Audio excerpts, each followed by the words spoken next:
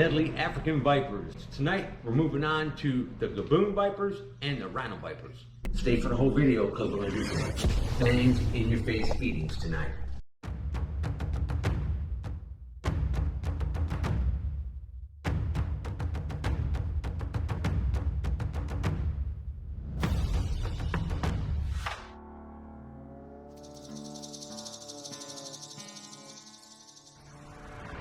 Fangs in your face.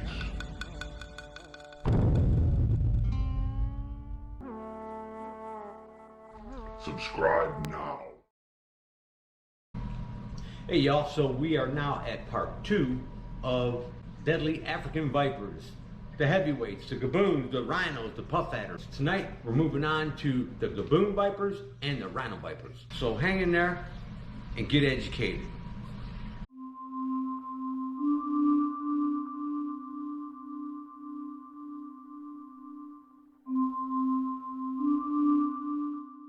We're going to do some captive care tonight, and we're going to give you some captive care tips. We're going to jump into the Gaboon exhibit. I've got some feces in there, but I also need to tighten this cage up because the male, he's still in like breeding mode, and he's mowed everything over. He's destroyed the cage. So we're going to go ahead and pull these guys out and get them in the can. I've already disinfected my can. And a little tip when you're housing gaboons, and if you got, say, a pair together, anything coming in is a potential predator. So you got to watch where they're at, where they're positioned, because they will bite each other, and just accidentally bite each other. So I always go ahead and, like the one that's on the ground, I'll rub her head, and it's the female, her chin. She knows, okay, this is not a feeding. If you're keeping two animals together, and it's like a big pair like this, it's always good to try to push one out of the way before you go in and do any kind of interaction, just so you don't cause an accidental bite, because gaboons will bite each other. I'm gonna go ahead and pull this male out. And it's always good to have her out of the way, because she's ready to eat, and he's just on the move. And this male has got this cage pretty much destroyed because he's still in breeding mode. It's that time of the year, he's just finishing up. And I'll always pull an animal out like this.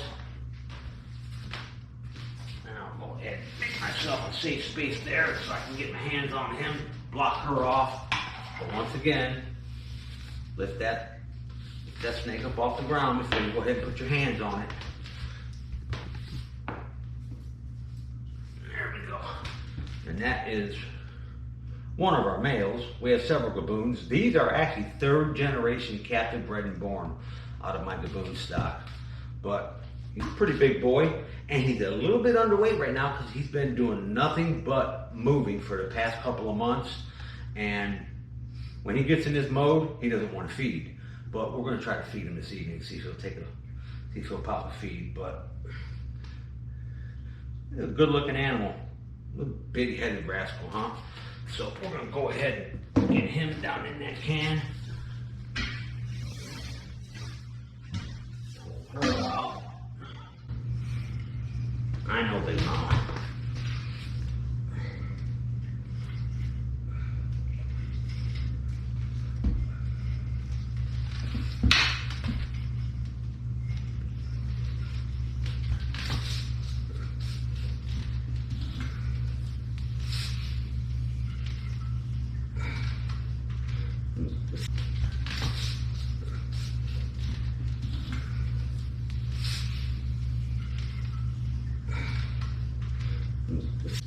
With snakes this big, I like to kind of get them out on the floor where I can go ahead and lift them, pick them up the right way.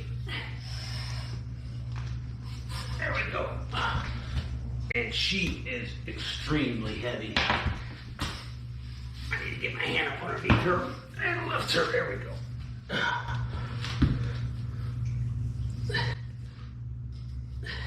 She doesn't fit in a hook either. I should have grabbed my bigger hook tonight. But she's a big hog.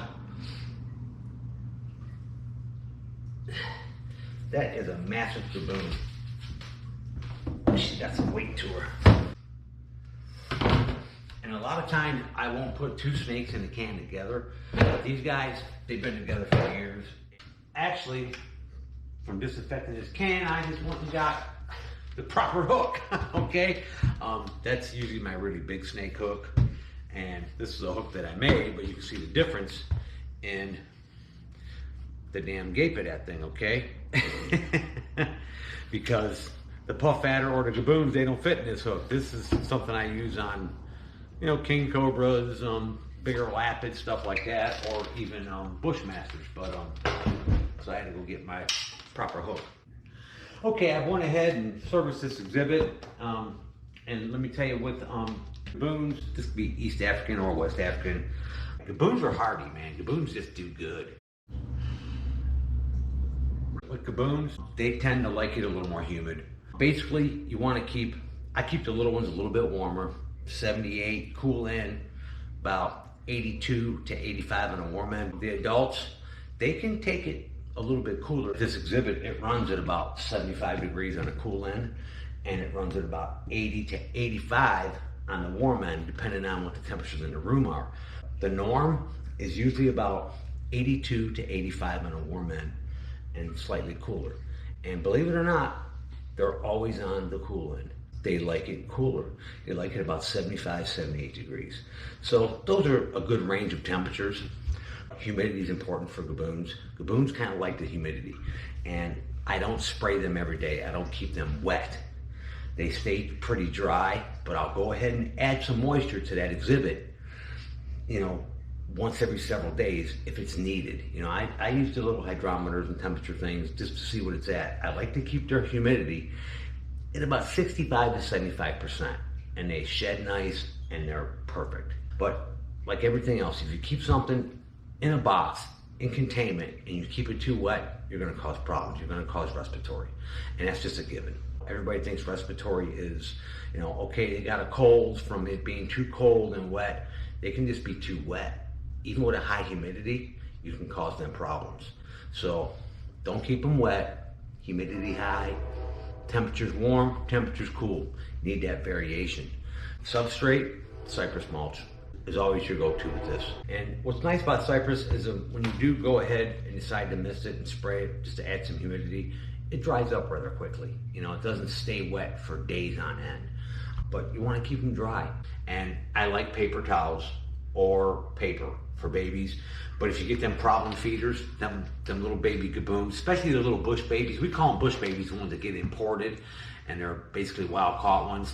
You know, they kind of do better on a cypress mulch where they can kind of dig in, and gaboons do that. They'll nestle in and cover themselves up just with their head exposed to get them to feed. But the captive born ones, they do good on paper towels. And I don't spray babies. The humidity's supplied by just the humidity in the room. I don't like keeping nothing wet inside of a tub. But I keep our gaboons pretty dry, and I go ahead and apply some moisture to them once every several days. Sometimes it's like once every 2 weeks, and they thrive. I get perfect sheds. I mean, they're just in great shape. These are our third generation captive bred and born from my original stock. That's 20 plus years of breeding gaboons. Just some little tips, guys. Keep them healthy, keep them strong, keep them for a long time, keep them alive a long time. I'm gonna go ahead and slide these guys back in. Oh, there we go. Now that's a gaboon sound, okay? That means I ain't happy. That's because I just lifted this lid and startled it. And that's the female doing that. Of course it is. So now this whole scenario just changed, so I gotta be really careful, which I'm always really careful, but we're gonna get her out of there first so she doesn't bite that male, pulling him out, because he's kind of chill, but she can get grumpy at times. All right, big mama.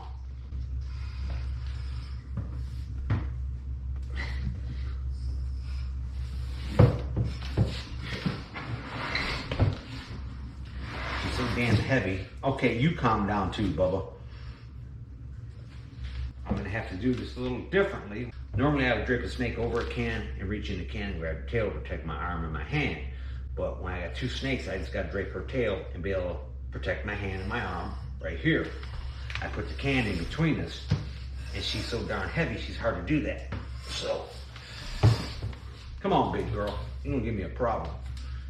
All right, now we got you. Like so. And I'll go ahead and grab that tail in the safe spot.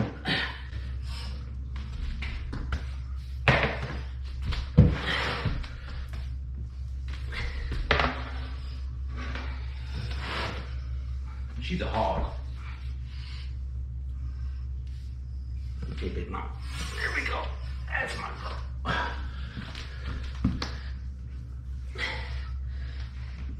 She is a big old healthy girl. All right, big girl. We're gonna slide her in that way and let her get to the front end of that exhibit. While I go ahead and get the mail out.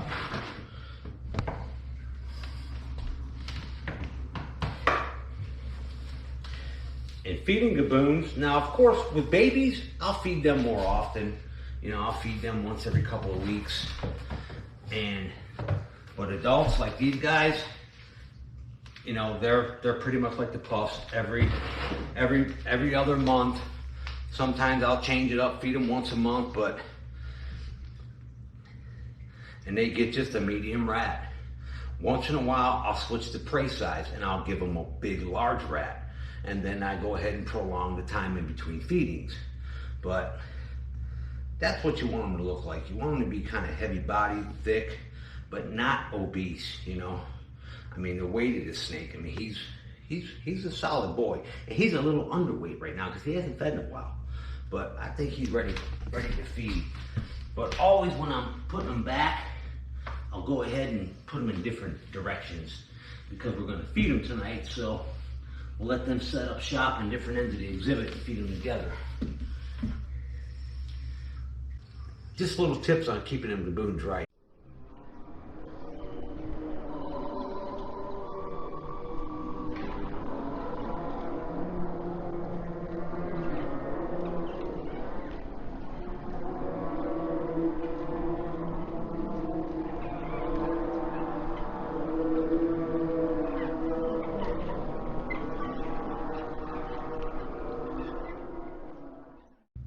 Okay, to move on, we're going to move on to the Rhino Vipers now, the Bitis nascarensis. These are a different animal, and these require a little more skill to keep, and they're just a little bit more delicate, especially if you get wild caught ones. Wild caught ones just seem to never fare well. They just don't do good. Even little babies, they'll do really well for the first several months. They'll grow. You think you got them down, they're good, and they just drop dead. I call it the Rhino Viper syndrome. I can't tell you how many people mess with me and go, man, I've had them for a year and they were perfect, and then they just rolled dead. That's why I always tend to go with captive born rhinos. And we've had these from the day they were born. They were just little tiny squirts, and they're 4 years old now. And they're just now reaching maturity. And this is something that I've been getting a lot of requests on, is Rhino Viper care. But we'll get a quick look at them in the can here. Now, they're not the prettiest Rhino Vipers you've ever seen, but they are healthy. They are perfect specimens. We've had them for, well, yeah, they're about 4 years old. They've gotten pretty good size on them, and they're still going to grow a little bit. And they're actually both in shed right now, so they're a little bit dull. We're going to put them back in the exhibit. The thing with rhinos, I'm going to tell you guys, is you keep them a little bit cooler. I don't keep them hot like I keep gaboons or puff adders. I'll keep rhinos at about 74 to 76 degrees year round. That's just how I keep them. I keep them cooler, but I do give them a hot spot. I've got a little beaded hot spot in their exhibit, and that hot spot gets about 85, 86 degrees. And if they want it, they can get on it and get off it. I have never to this day seen these snakes in the past 4 years use a hot spot. As babies, I raised them in racks with a strip of heat tape behind it, and I kept it at 86 degrees. They were always at the front of the damn tub the whole time. They don't like it hot. They like it cooler, but they require a higher humidity. I keep their humidity pretty high. I keep about 75 to 77 humidity, you know. So I go ahead and add moisture to their exhibit at least once a week, and it holds it good, but I don't keep them wet. Like, I just misted this exhibit, and this exhibit will be dry in the next 2 hours. It won't look like it's been misted. But here's my secret, guys. I keep water crystals in 2 different spots in here, and it literally emits humidity up through the substrate. It keeps my humidity in this exhibit at perfect 75%. So it's cool, it's humid, and I got one little hot spot, and they do really well. And they do well together. Rhinos they're not ballistic like the Gaboons and Puffs. These guys do pretty well together. And breeding rhinos is the same thing. I've always cycled them in the summer. Let's get the male out first. And these are captive bred and born from captive bred and born adults.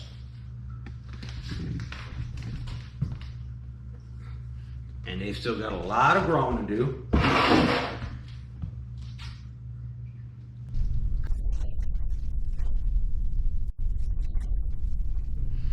Move his can aside. This is the male. He's a little bit smaller than the female. And he's due for a feed, so we're going to feed these guys tonight too. But with rhinos, guys, let me tell you, you want to try to get captive bred ones. Captive bred ones are the way to go.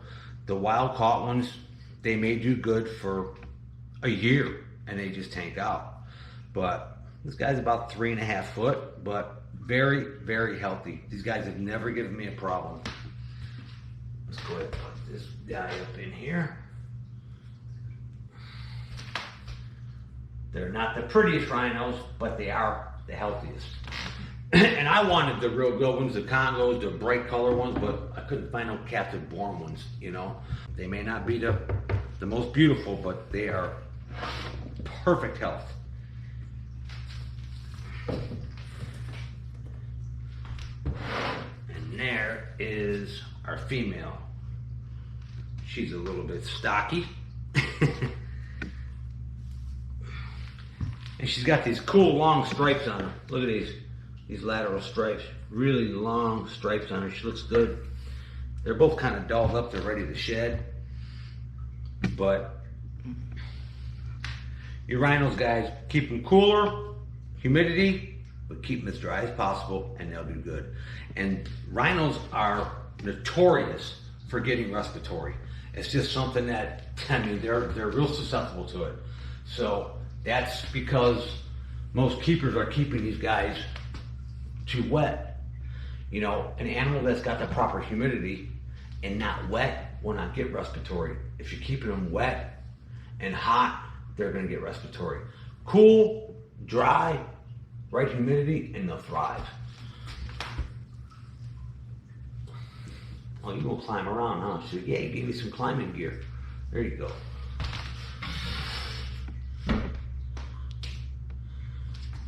All right.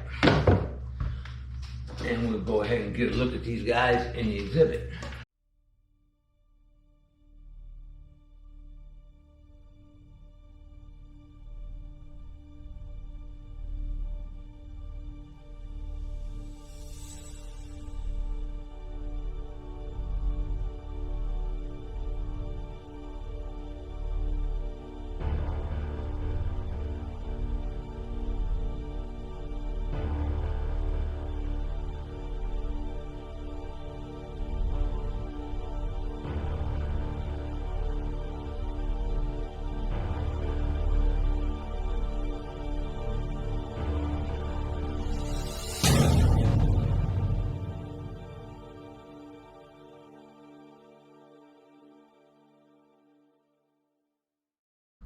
Fangs in your face.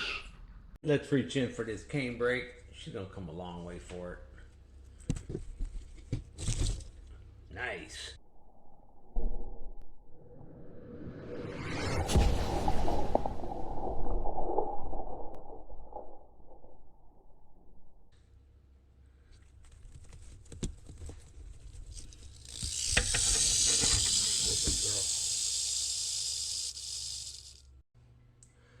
All right, we got a big Durissus right here. This snake is a maniac. Oh, that was cool. Man, she blazed out of there on that one. Oh, double tap.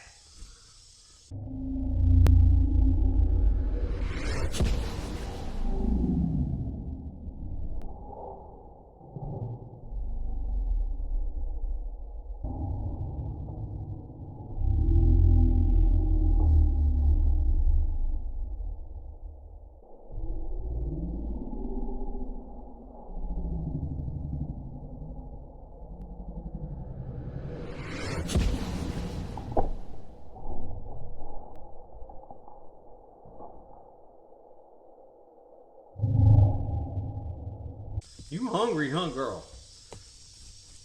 Big old Crowlus dorissus cumanensis. Let's leave that right there for you, baby. That is a mean rattlesnake.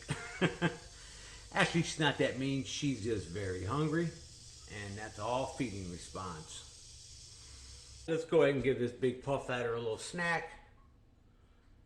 She is kind of in a spooky position. She is facing me. Oh, that was cool.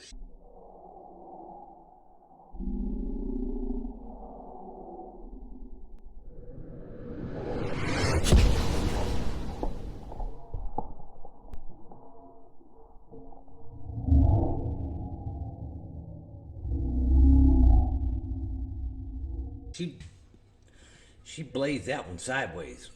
Give her a little shake. There you go, big girl.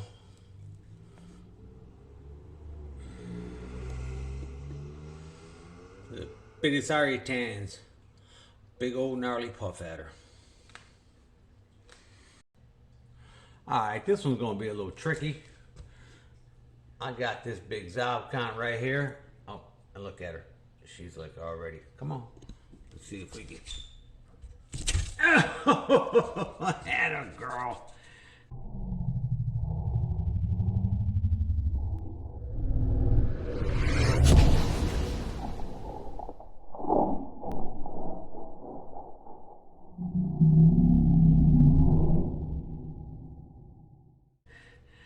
This snake never disappoints. She has got a very, very strong feeding response. Put you back in there, girl. What a beautiful Zobcon. Produced this little gal 5 years ago. Alright, we're going to feed this little cottonmouth we got on exhibit. But she's pretty fierce, so she might just do a pretty cool strike. Oh, there you go. Double tap.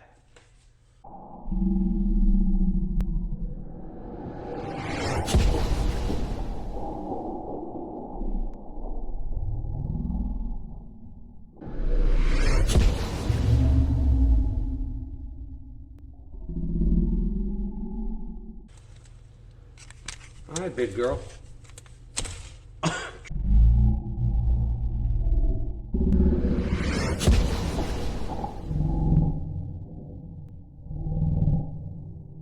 Triple tap.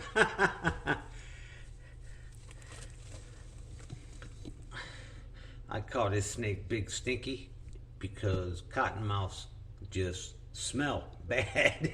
If they get the slightest bit upset, they must, and they let out a smell and it stinks up the whole serpentarium. She's a cool snake, and people like to watch her on exhibit because she gapes and she rattles her tail. Alright, this big Muda is in a perfect position for a feed and for a venom cam strike. Let's kind of lure him over here. Get him in the light. Picking up a heat signature. Here he comes. He's getting ready to cut it loose. Oh, that was awesome.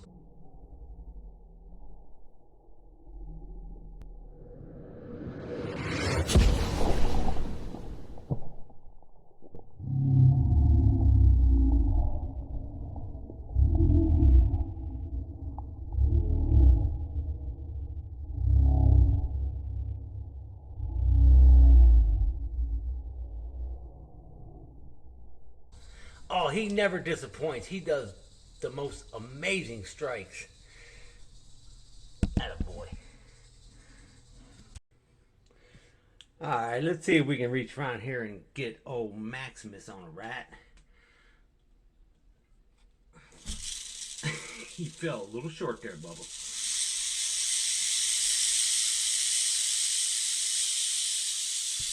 There you go, Bubba.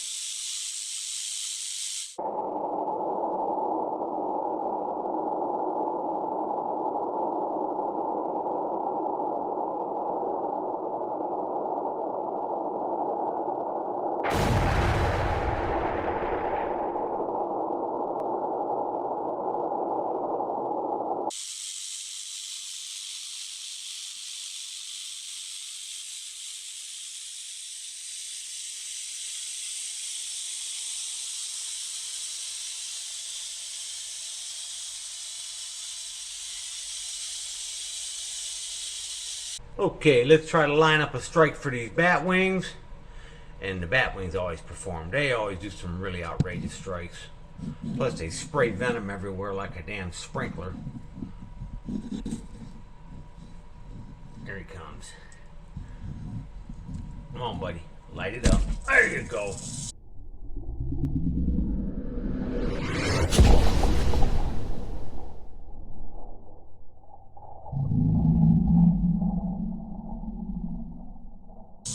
Good job, Bubba.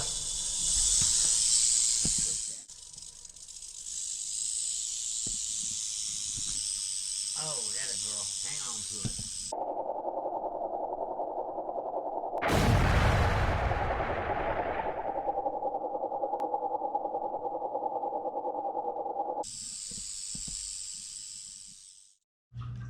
Hey y'all, hope you enjoyed this one. We enjoyed doing it. I know they're a little bit lengthy and they're a little bit talky, but how are you supposed to learn anything, right? If I don't talk about it. Oh, mama cat. Oh, yeah. People be complaining too much. But anyways, hang in there. If you're new to our channel, hit that subscribe button or we will send Mama Cat to come get you. And come check us out at the Serpent Center. We are open year-round. Email us or call us and book a tour. Anyways, it's Willie from Venom Central Serpent Center checking out. Later.